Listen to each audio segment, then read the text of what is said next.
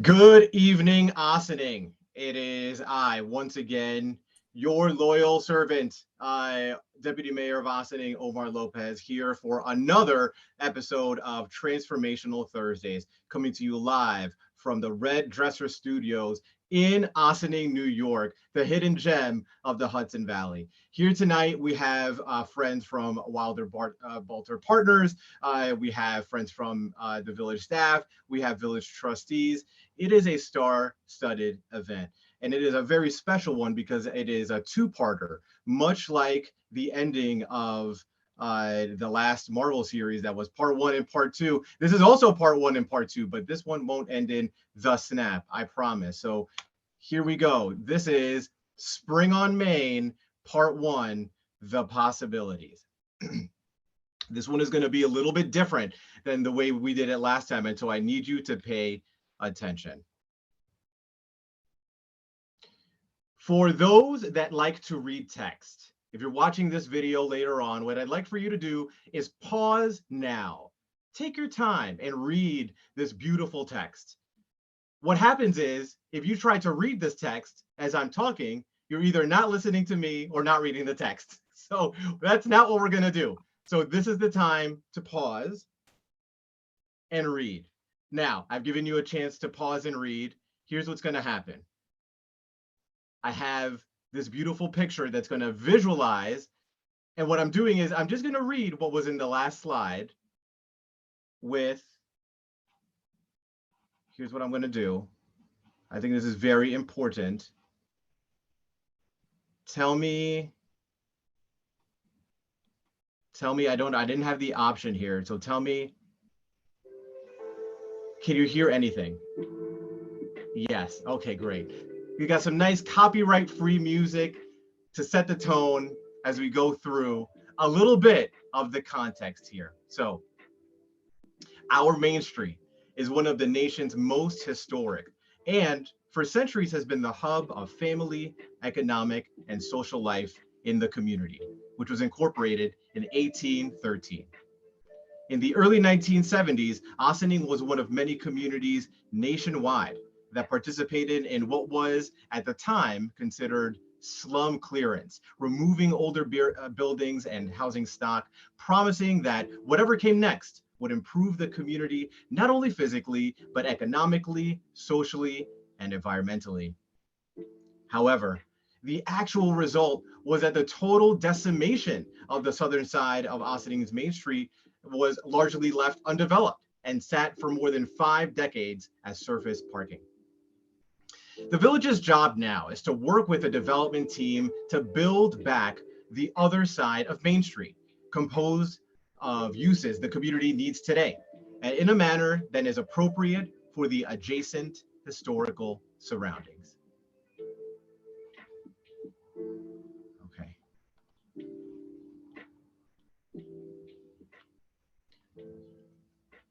So just to walk you through, this is the area that we're talking about. Here are the 5 corners, okay? And we're going to be going through it in detail. Here we go. So, while Market Square, that's the big yellow star that you see here, is going to remain in public ownership, the 4 parcels that are on Spring Street, you hear the blue, green, red, and orange stars. They consist of approximately 1.9 acres, and those are the ones slated for the development. That's the one that is right now colloquially called the parking lot for the post office, or the post office parking lot. You see here? We're going to rebuild Main Street across all these stars. Speaking of stars, we have some stars coming up in just a little bit.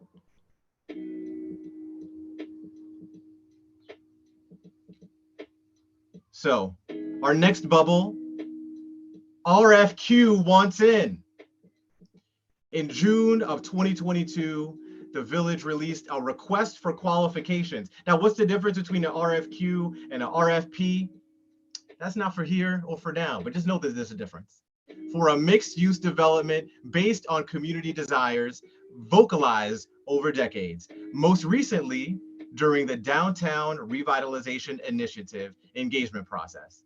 The RFQ included information on local zoning and featured illustrative visual concepts.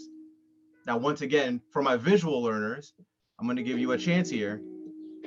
Here's your chance to pause the video and read through all this beautiful text.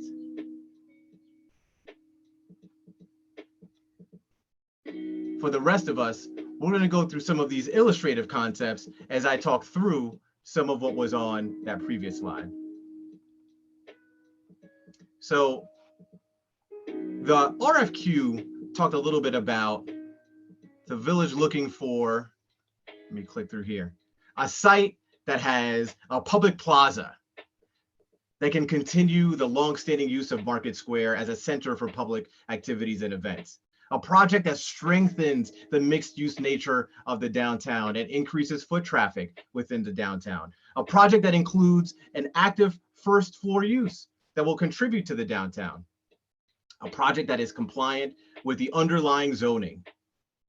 A project design that employs architectural designs that are complement to the adjacent historic Main Street Architectural Design District, and one that considers streetscaping and pedestrian experience. For parking, there would be some parking on site, but it would be to the maximum extent practicable to meet the demands of the new project. More on parking. Again, go back to the text. You can read all that, pause and all that. We also have the RFQ in full on the village website. If you want to print it out, highlight, stick it up in your room, it is available for you. But this is the vision, right? This is what we're trying to accomplish. So after putting out this RFQ, we received 2 concepts from teams assembled to respond to this request. And after interviewing both firms and assessing them based on their qualifications and general visions for the site, the Board of Trustees opted to name the team of Wilder Balter Partners, WBP, and St. Catherine Group as the preferred developer for the Main Street lots. The village will begin to develop a ladder. What is a ladder? That's not how you get to a high place. You know what I'm talking about? It's a land acquisition and disposition agreement, of course, later in 2023. So here are the goals. We're going to restore historic content, connect Maple and Main, maintain the downtown scale, promote entrepreneurial spirit, and improve the public space. And now, with no further ado, I'm going to hand the mic over to my friends from Wilder Balter Partners, starting with my main man, Jim Wendling. Jim, it's all yours. Thank you, Deputy Mayor. Thank you for inviting us, and this presentation is fantastic. Again, my name is Jim. I'm COO of WBP Development, and we're really excited to be here tonight and be part of this process. We went through a similar process with Station Plaza, and we think the public engagement process that we're doing right now is really important to hear feedback. We love the community. Let me say that at the outset. It has great bones, great infrastructure, great people. We've been there now for a few years. We've developed relationships and are really looking forward to again hearing the feedback and working on this development, which is such an important one in the downtown hub. The RFQ, as Deputy Mayor went through, clearly had community desires outlined, and it had guiding principles. And we've tried to do our best in this initial, in our response, to hit on as many of those as we can. We spent a lot of time both on, understanding that area, understanding the downtown fabric, doing, historical research to really kind of work with the village on, or work within the village guidelines of the RFQ of figuring out what would work best here, what would best activate this space and make it, again, such an important part of the fabric of the community. So with that, I will turn it over to our architects, Michael and Madeline. They'll do a good job explaining these pretty pictures and kind of where we are right now. They'll do a better job than I will, and we'll look forward to hearing your feedback. So Michael, want to take it from here? Sure. So my name is Michael Bevavino. I'm here with my business partner, Madeline Clappin. First and foremost, I'm an Ossining resident. I was so excited to be selected as part of the development team because I live here. My business is located here. My son goes to the public schools. My wife teaches here. This is our home. And We shop on Main Street. We use the post office. Like this community has meant so much to us, and I'm so excited to be a part of the amazing transformation that the village is going through. And I think this project will play a huge part of that. So if you wouldn't mind going to the next slide, I'll kind of take you through just some of our kind of initial thoughts about what might be appropriate for the site. And as Jim and the Deputy Mayor Lopez mentioned, what you're looking at was part of an initial submission for the RFQ. We're very excited and looking forward to kind of getting feedback from the community and the things that people want to see on this site. For example, when I told my family that I was working on this project, the first question my son asked is, where's the Christmas tree going? And the second question my wife asked is, where is everybody going to park? So the issues of this site are kind of very near and dear to me. But maybe we back up a little bit, if you wouldn't mind going to the next slide. So I'll speak to this a little bit more. We talked about sort of the main development goals, which we're really going to focus on today, maybe less so on the exact details of the building, which are restoring the historical context, maintaining downtown scale, promoting the entrepreneurial spirit of Ossining, improving the public spaces, and looking to kind of connect Maple and Main and increase the connections around the site. If you mind going to the next slide. So here's just some overview. We took a very detailed pass at kind of looking at some of the site history and the size of the site. If you wouldn't mind, go to the next slide. And I think, one of the things that makes this community so amazing is that, it was originally chartered in 1813. Ossining is the oldest incorporated village in Westchester County. It has this incredible architecture on Main Street, most of it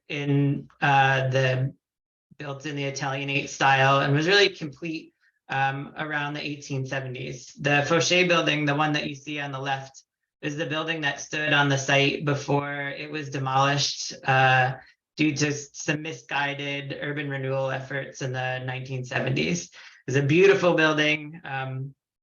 I hear that it took 3 days to knock down because of its just strength and stature.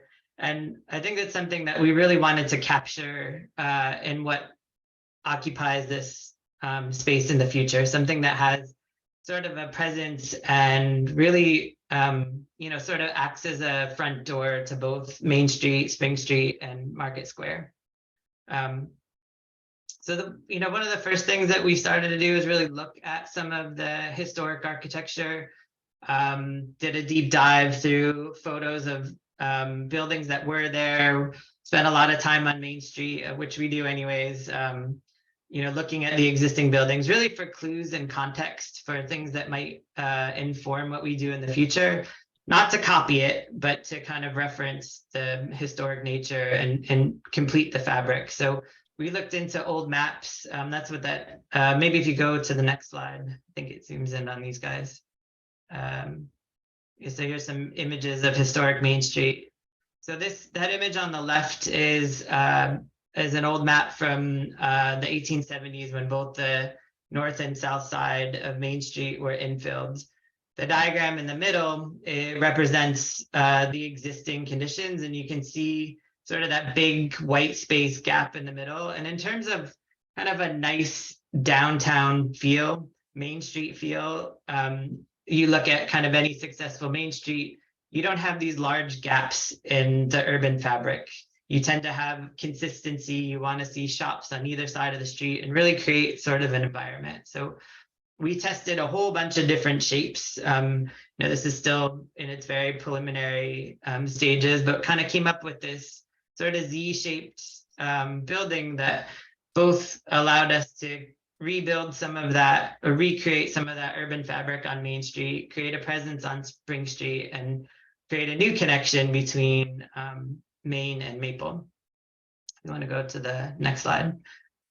So, just sort of looking at past, present, and future, that image on the left is that Fauché building that stood on the site.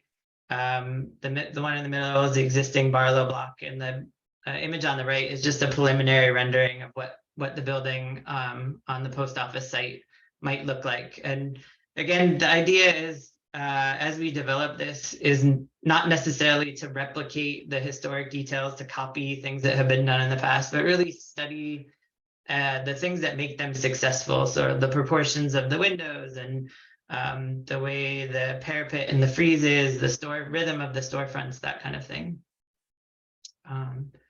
Go to the next slide, please. So one of the other, I think, super important things to me, and I know the village, is really trying to maintain sort of the character and scale of Main Street. So if you zoom in, go to the next. Oh, I think it. Okay, so I could just speak to these two, maybe to the next slide. So the village over a number of years developed a very specific code for the downtown area, which limited the height and created a bunch of controls to really replicate that character. So looking at that section, it's basically a cut through Main Street. You can see the existing Barlow block on the right-hand side with nice wide sidewalks. The village code requires us to create nice wide, even wider sidewalks on the other side of the street and maintain sort of that Main Street scale with the building. In order to give us a little bit of extra height, we have to set back the top floor 10 feet from the street wall. So I think it will, I know there's might be some concern that it would close in Main Street and that it might feel too dark and too like New York City, but the controls within the zoning really allow for sort of light and air to kind of still stream down onto the street. And we're not asking for any special waivers or variances from the village code, where the intent is to follow exactly the letter of the law.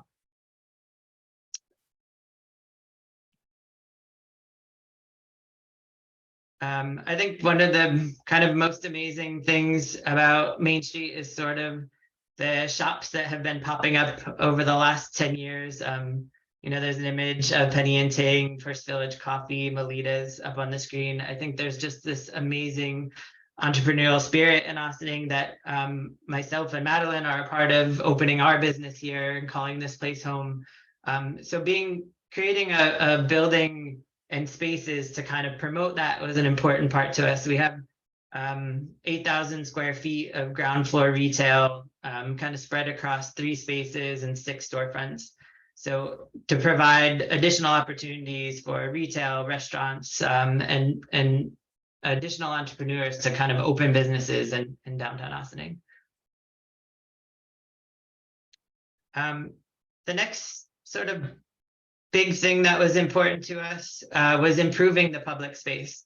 So Market Square, for what it is amazing. I love going to the farmers market on the weekends, the concerts that are held there. And one of the things that we gave great bit of thought to is, how does this project sort of work with the old Aqueduct Trail? How does it communicate with Market Square, and how can we improve those things? So this is really a like 1 + 1 = 3 kind of scenario.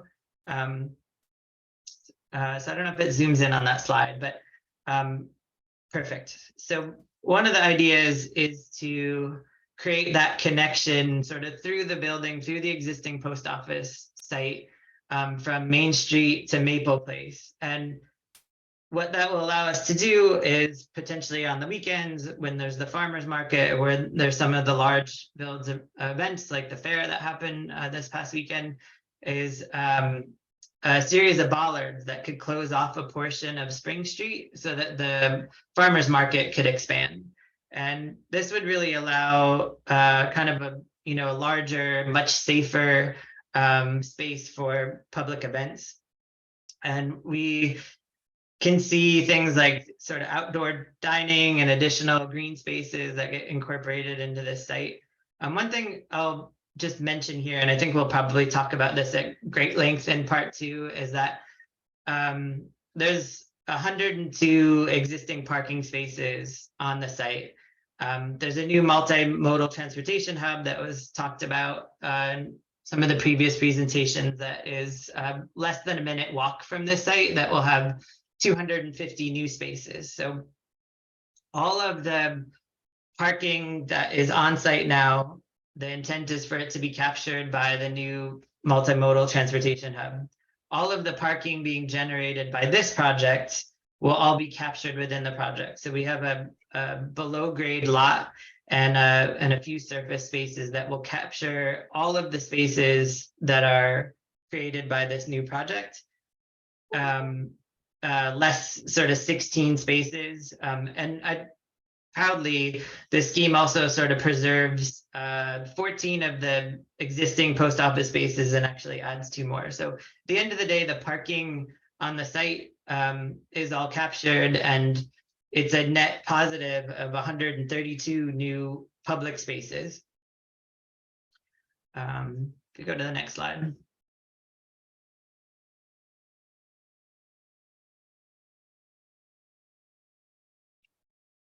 So lastly, I just want to show, a concept for that connection to Main and Maple. One of the big iconic things about Ossining is the double arches. And we thought that connection point would be a place to sort of celebrate that icon. As I mentioned, creating that connection helps increase or create better circulation around the downtown area, both vehicular traffic and pedestrian. And it will provide sort of that additional space between along Spring Street for expanded events at Market Square.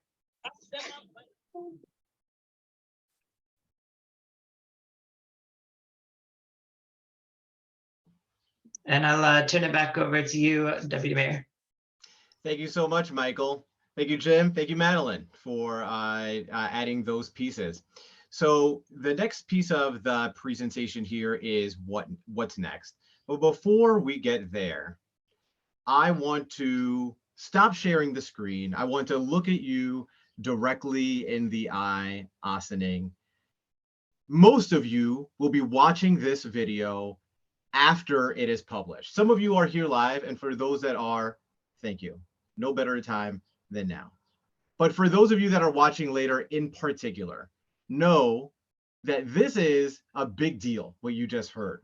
This is not tinker around the edges Tuesdays. This is transformational Thursdays. We are thinking about what the village will look like for the next 10, 20, 50 years. We are thinking big. We're thinking about how we can make this village be the best that it can be. And this project is one of the centerpieces of that transformation. We're bringing back what was there, that other side of Main Street. And there's going to be a lot of opportunity for you to engage. This is not it. This is just the beginning. But know that if you can hear my voice, there are people that you know that should know about this project that don't yet. And it's your responsibility to let them know. I told you, now you tell them. There will be opportunities for you to engage. But how?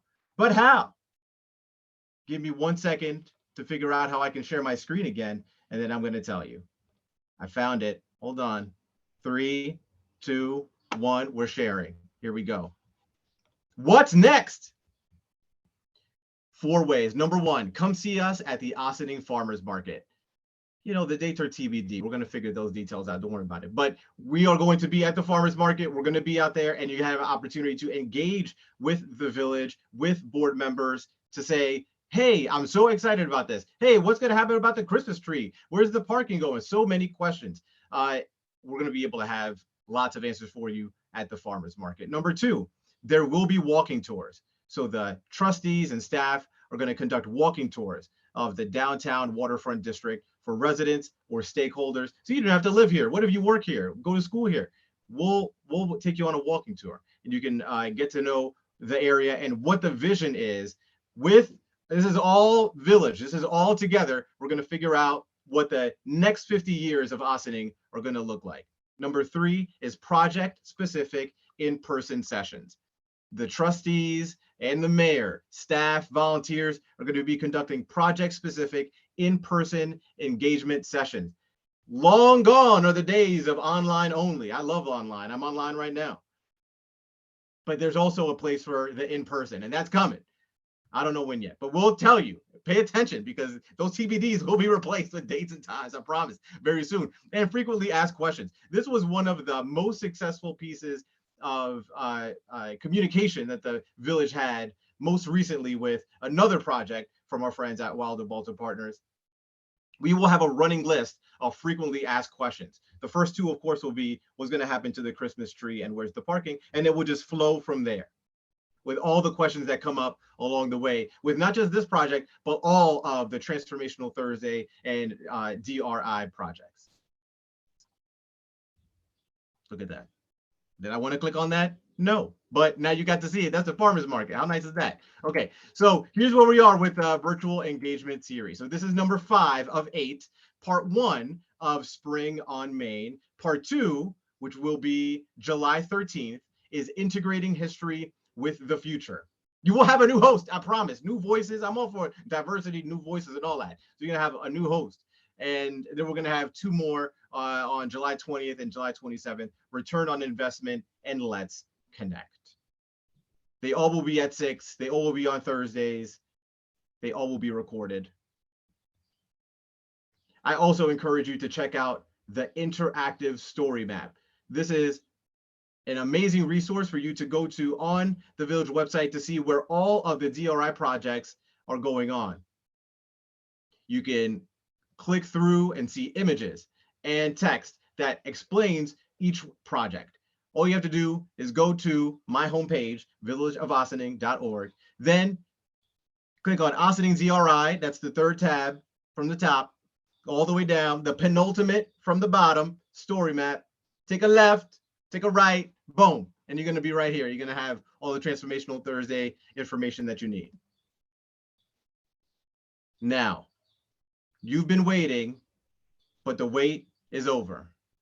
It's time for Q's. It's time for A's. It's question and answer. Raise your virtual hand and we will call on you. You can also email your questions to plan@villageofossining.org. If you miss a session, of course, is on YouTube, the village website, etc., etc., Bob Schloss. etc. Bob Schloss has a question in the chat. Will you post a sign at every corner of this site with details of this concept? Good question, Bob. We will certainly, once we get to the point where the project is conceptualized, if you go right now to what is lovingly known as the DPW site on Water Street, you can see a large sign that shows an image of what that project will look like. It has information about it, who you can contact if you have questions. There will be a similar large poster type thing available there as well. It won't be on every corner, but it will be prominently shown, and information in English, Spanish. There'll be numbers, emails, all that. So certainly.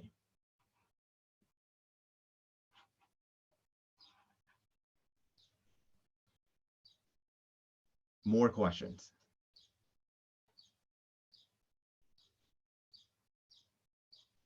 While we're waiting, because folks are typing, oh, we have another one.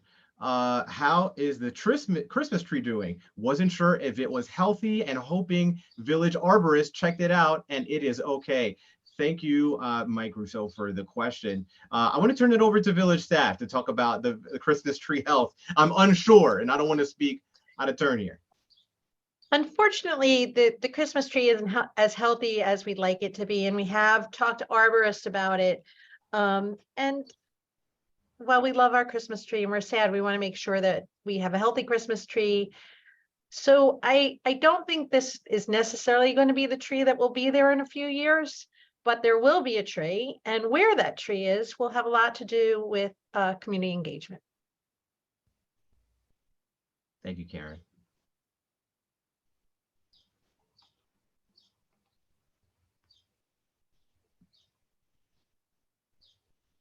Additional questions?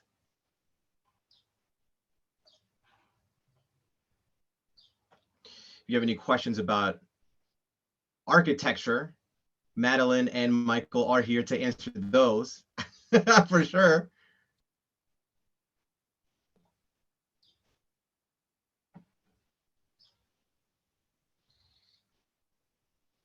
While we're waiting, we do have trustee and former village historian Dana White on the line. This is a cold call for Dana, but what I would love for you to expand on just a little bit, Dana, just a little bit, are some of your favorite nuggets of history of this area here that we're talking about. Anything that you'd like to share with the people? Thank you, Deputy Mayor. Always. I was at the zoo all day. I'm exhausted. Favorite nuggets. Well,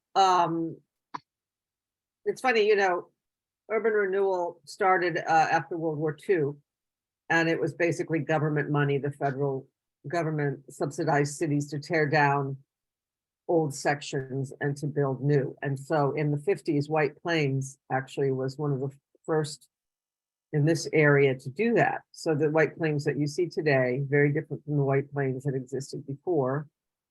And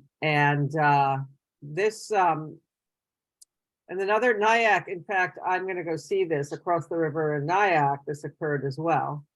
And there's a movie now, a documentary that was made called What Happened to Jackson Street, that is about the people that were displaced.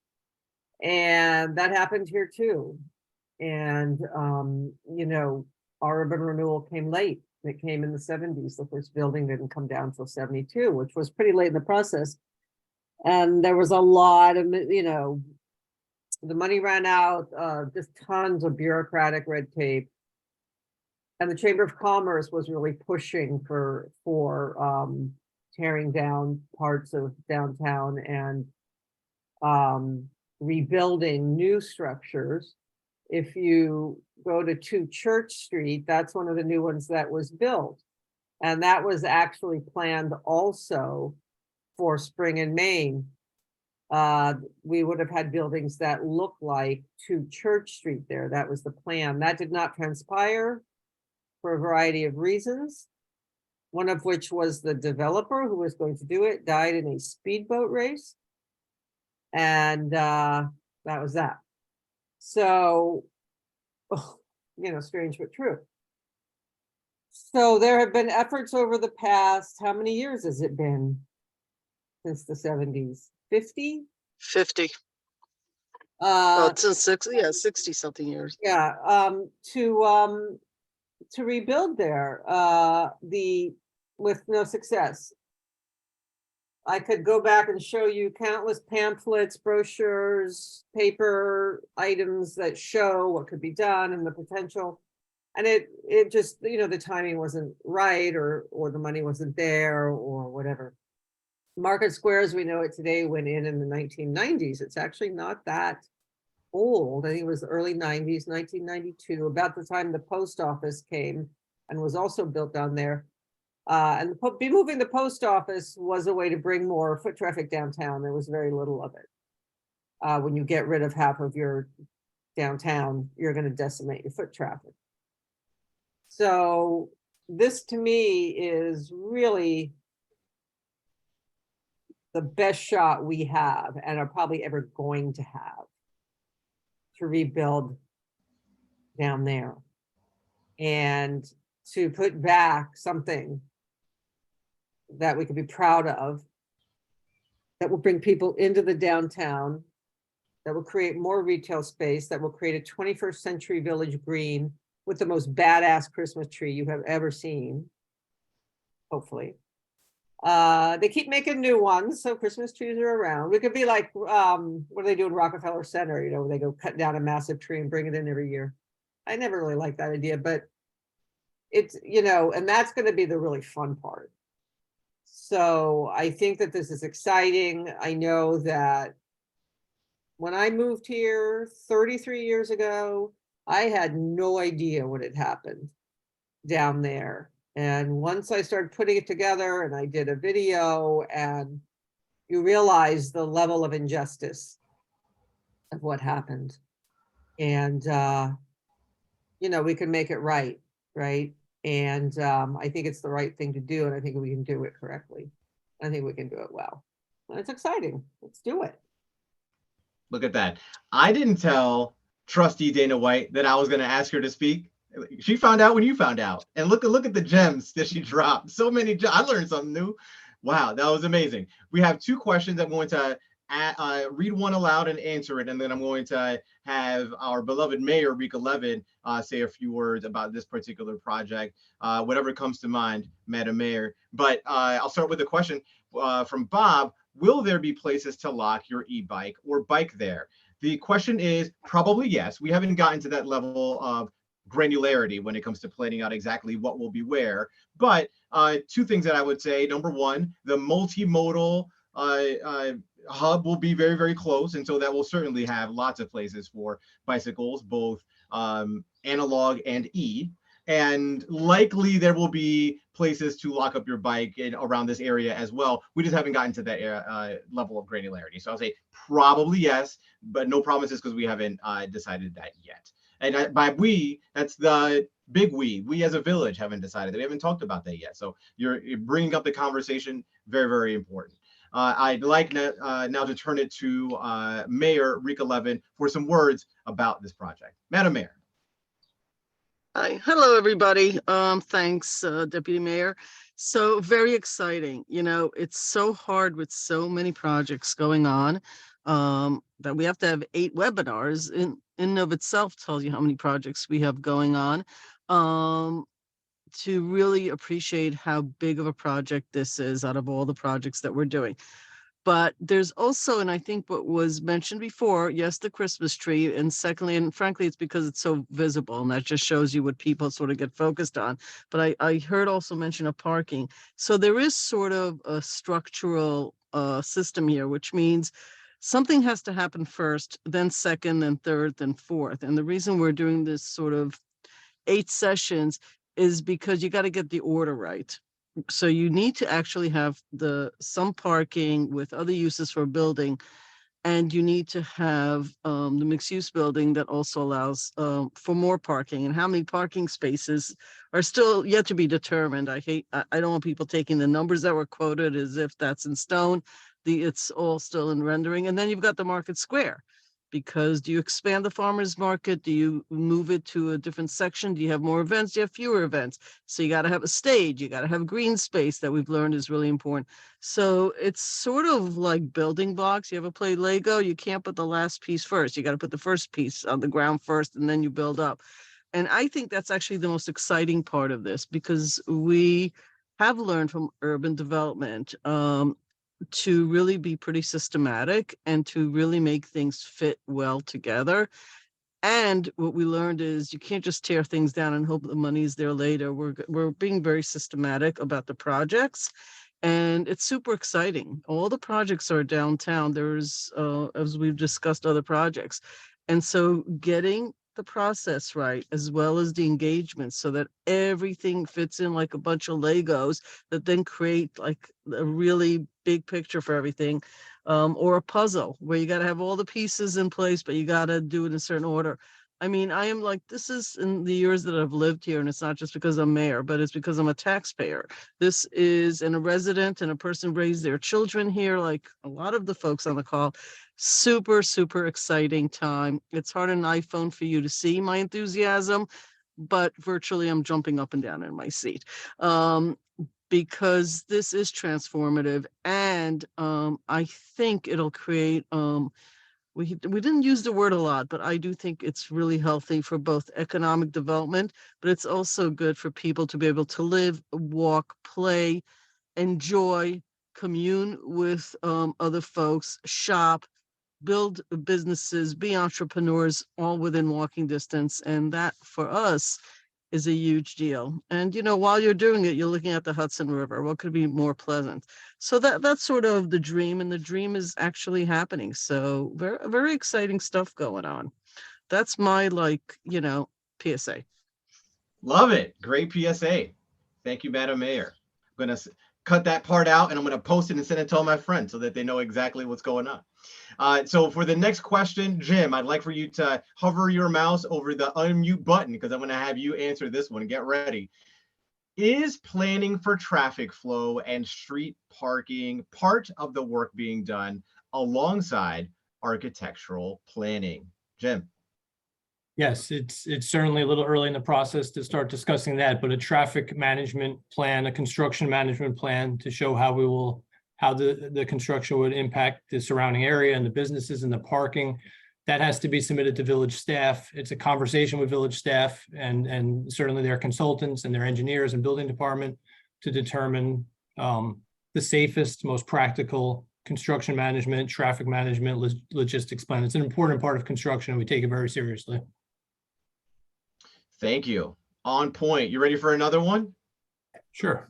Will any zoning changes be needed to facilitate any of the projects?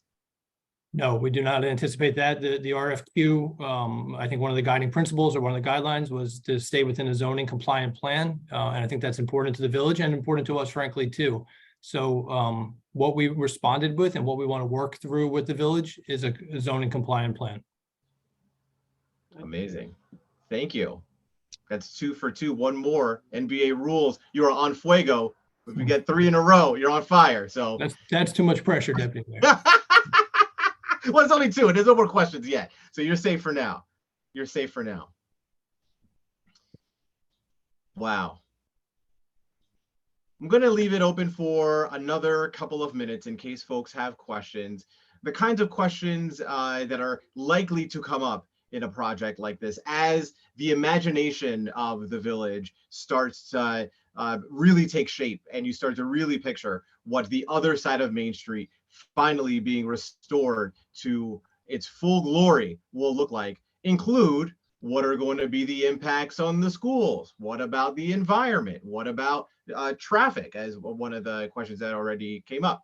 Any other economic impacts? There will certainly be lots of opportunity to both ask those specific questions and get specific answers with respect to this particular project as time goes on. So know that this is not a done deal, and nor do we have all of the questions settled. This is an opportunity for you all to see this project, to understand that it's part of the downtown revitalization initiative and a key part of the way that we are transforming our downtown. Any more questions about this? Now, the nice thing also is this is just part 1.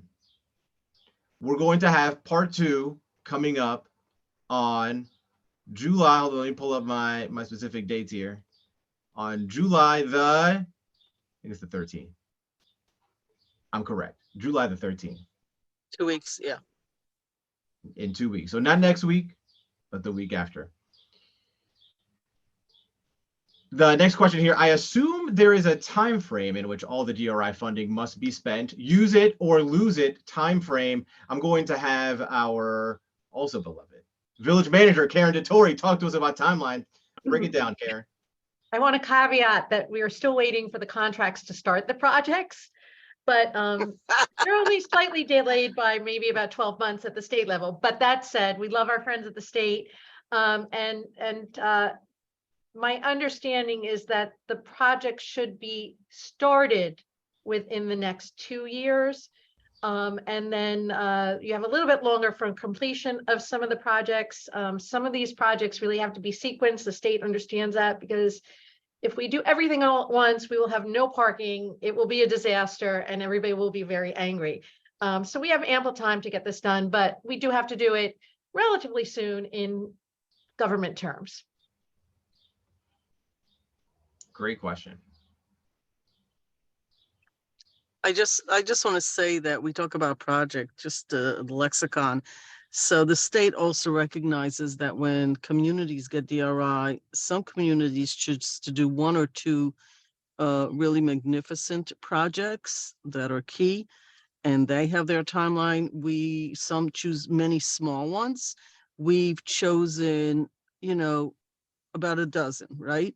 And approved by the state, because this is not a check that we get and we have to use, and it's not a grant that sits in a bank account. Each project is followed by the state one by one, and how they come together has been a really big part of how we have asked for and received the funding, and I think the state is very much aware of it. And we have chunked things out. You know, you go from 1 to 2 to 3, 4 to whatever. Like, so the sequencing is not only important, but you know, the way we fund for it also follows that tracks. I think in that sense, it's very strategic. It isn't haphazard. It's not one project. It's a number of them. And that's sort of the part that I think makes me not hopeful, but I actually think it's the right way to do it, and it'll be funded correctly by the state because this is a language they actually understand. And so I think that it's all there. We've got to line up and tee up and get this done. And we're very confident in it. And, you know, in government terms, we didn't think this was a 2-year gig. You know, it's a 5-year, 7-year, you know, for all the projects to be completed. But look, we've already started a couple of things, and this is part of that, is to have community engagement and sort of get feedback as we go through this. And then there are a couple of other projects that we're teeing up to sort of be adjacent to these that have already been discussed in other meetings to enhance it. Omar. I'm gonna jump in. I changed my mind.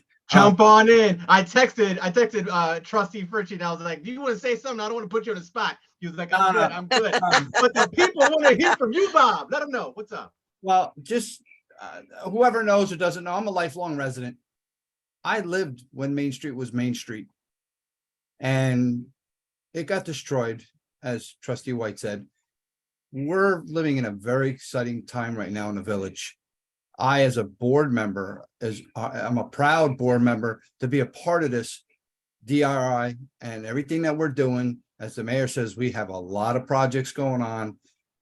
Please get it out to your friends, family, to come join us with this stuff, because we want to hear from you. The last thing we want to hear is, oh, why didn't you do this? Or why didn't you do that? And it happens all the time. We dealt with it with DPW, but it was a successful process. I have all the confidence in the world in the developer that we have chosen. I am excited to see that project get going. I'm excited to see this project get going.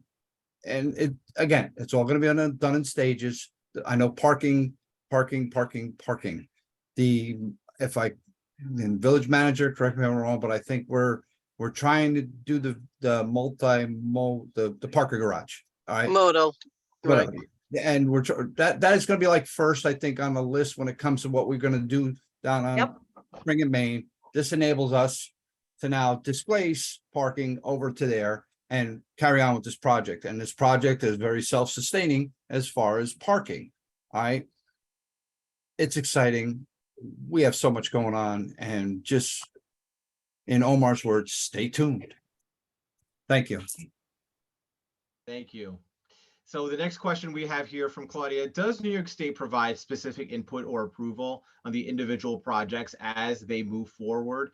Or once DRI is approved, is all decision making local? I see you're unmuted. Drop some science on them. Please, Karen, let them know. So the state does have oversight. There is no question. And they are very much involved in creating the work plans and the approval process. And they have certain requirements for certain projects that we have to meet.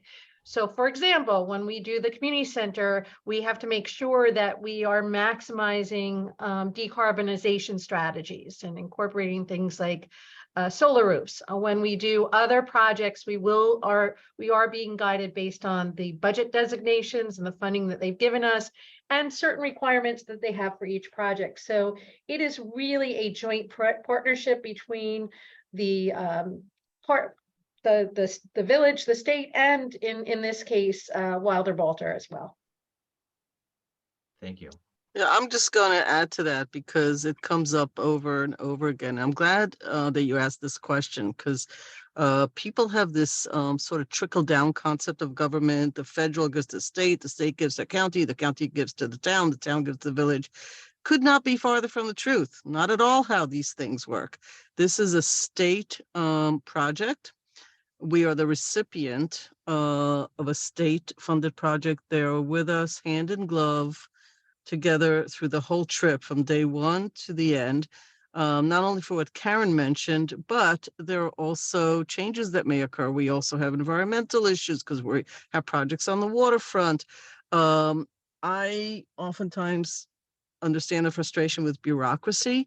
Frankly, even our staff will sit there and say, okay, we've got a long laundry list here.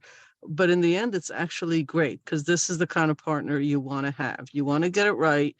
You know, it is big deal projects. You want to make sure that you're fulfilling whatever obligations you have, and you want the state to sit there and go, okay, Ossing's got it right. And you always want to have partners and not auditors. That's right.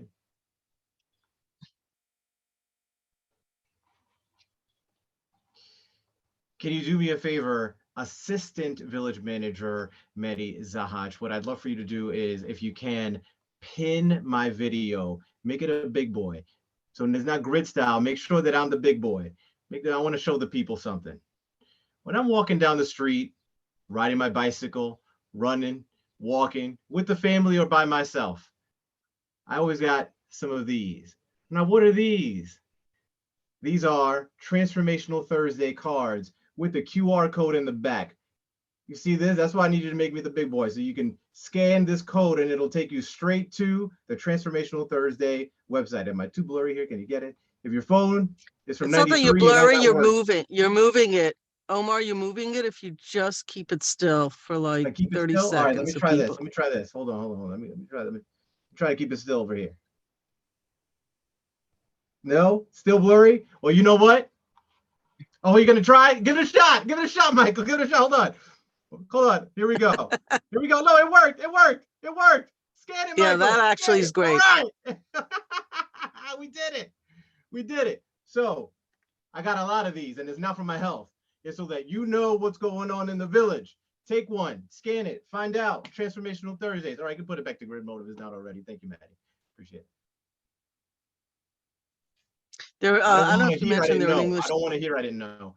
Sorry, go ahead, Mayor. Yeah, well, I don't know if, but just so people know, it's English, Spanish. Thus the two QR codes are also taking it as we update, you know, with the QR code. It's great. Once you have it, you're done.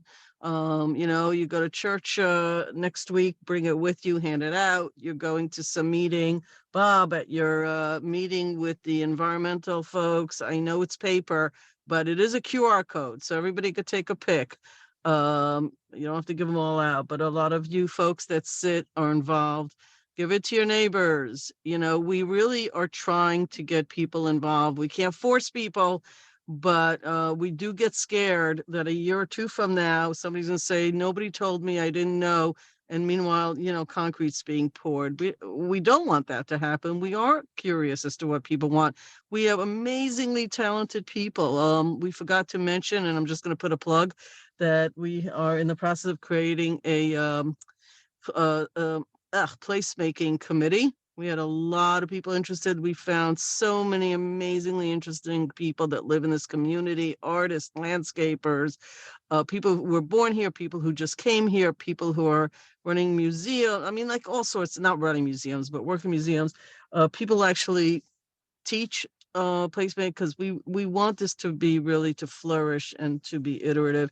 So I'm just putting that plug in that we are actually really interested in having people involved and feel like they had a say when they walk down the street, that they know that this was part of what they were involved in as well, not just the folks who are making some of the decisions. Anyway, that was my second plug, and that will be my final plug for the evening. 3 minutes left. 2 minutes left until we get to the top of the hour. We don't have to stop at 7. If the questions are flowing, we can keep on going. But we also don't need to be here longer than we need to. So we'll keep the lines open for another 2 minutes. And I always like to end with gratitude. So first, I want to extend gratitude to you, the folks that are attendees, the ones not being paid to be here. That are here to find out what's happening in their community. Thank you for being here. To my fellow trustees and the mayor, thank you for being here, for your leadership, for your commitment, for your true dedication to having the downtown be the best that it can be, to our village staff that are the real ones that are making a lot of this happen, behind the scenes, next to the scenes, in front of the scenes, setting up the scenes. It's village staff all the way. And of course, our friends at Wilder Baltimore Partners, St. Catherine Group. Thank you for your partnership with this project. It takes a village, et cetera, et cetera. You know how that goes. You're a key part in being able to make that happen. So we have 1 minute left. Any burning questions, plan, PLAN, and as in Nancy, at villageofossining.org. You can email your questions there. You will get a response. It will be kind, I promise. We're seconds away from the top of the hour. So with that, I will slowly land this plane. Thank you for your time and attention. The next time that we will see you in Transformational Thursdays will be in 2 weeks, Thursday, July 13th, for part 2 of Spring on Main. Questions will bubble up. Use this time, the next 2 weeks, to do so. Happy 4th of July, because it'll happen between now and the next time. Take care of yourselves and each other. Good night. Fireworks are Monday. Fireworks are Monday. Thank you, Bob. Bye, folks. Thank you, everyone. Good night.